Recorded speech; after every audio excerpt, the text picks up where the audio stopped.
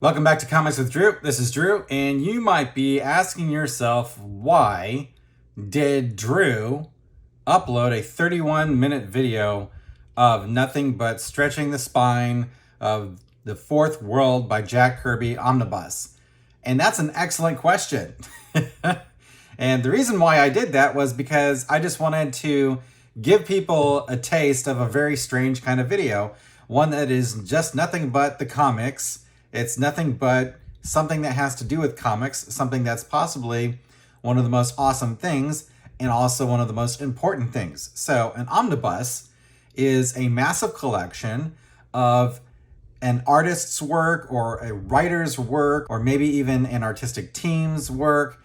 And it's all collected into a very large hardcover edition that's perfect for keeping on your shelf and using as reference for all of your internet fights that you get into when someone says, oh, X character never did this, and then you can rush to your bookshelf and pull out your omnibus and flip to page 643 and say, aha, in issue number 26, X character actually did do that.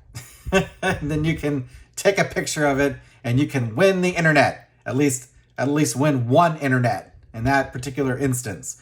So a key part, though, of having an omnibus is you must take care of it properly. And you can't just start cracking it open and going to that one issue that you want to read.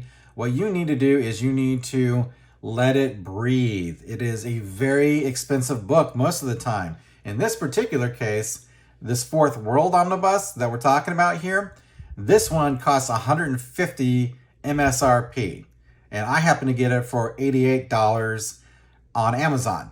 So I got a really good deal and wanted to get it. And by the way, another thing that you may not know about omnibuses is that if you don't get it when it's out and it gets sold out, you may not be able to get it ever again. And if you do get it, it'll be on the second-hand market and it will be exorbitantly expensive.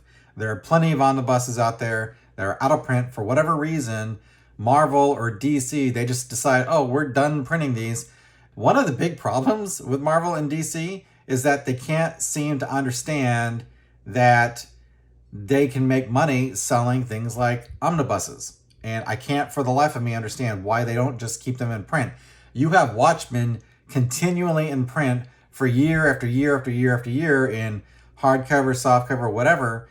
And it is actually in an absolute edition, but a lot of other things that they could easily be selling on a regular basis, like, for example, Fantastic Four Volume 1 with Jack Kirby and Stan Lee, they just put it out of print. Now, if it comes in a print like this particular omnibus that we're looking at right here on the screen, this is a new printing of it, which I don't care. I honestly don't care about getting the first printing or the second printing. I just want to get the omnibus because I want to read the material. I want to have it for reference. So, but anyway, the reason why I'm doing this after all of that long windup is you want to make sure that you hold the book when you open it initially and you open it one page from each side at a time. And what you see here is the glue that the pages are in. That's called the spine there. And that spine flexes. And as that spine flexes, if it flexes evenly, then the book can be opened and read without any risk of damage. But the damage here is that you'll get this sharp, angular break.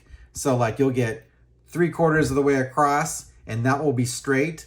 And then the last quarter will go in an entirely different direction. And that's a broken spine. And that is horrifying to deal with. It's very expensive to fix if you can even get it fixed.